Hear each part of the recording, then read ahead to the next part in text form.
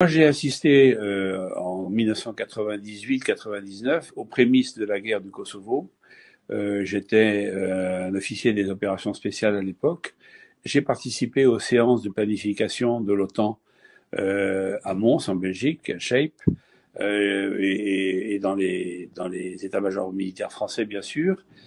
J'ai vu se dessiner cette guerre au Kosovo, 78 jours de bombardement contre un pays qui n'avait agressé personne en Europe, avec une coalition extraordinaire de pays appartenant tous à l'Union européenne pour certains et à l'OTAN en tout cas, se déchaînant sur un pays, le bombardant, détruisant ses infrastructures, faisant quelques milliers de morts, pour en arracher la province du Sud, qui était le cœur identitaire du pays.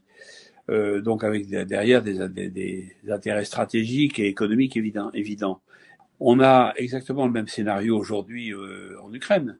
L'OTAN s'est installée en Ukraine en 2014, profitant du putsch de Maïdan, organisé par les États-Unis d'Amérique, par Victoria Nuland, dont on parlait il y a 2 minutes, qui a dépensé des milliards de dollars pour préparer et réussir ce putsch, et dont l'objectif était d'arracher l'Ukraine à l'influence russe.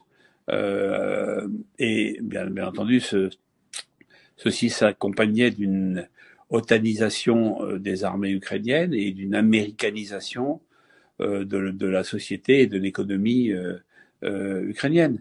Voilà pourquoi je dis que l'OTAN est une machine de guerre au service des seuls intérêts américains, et que nous, Européens, nous sommes les dindons de la farce, nous sommes les crétins de service ou les idiots utiles qui suivons systématiquement les incursions violentes des États-Unis d'Amérique à travers l'OTAN sur le continent européen.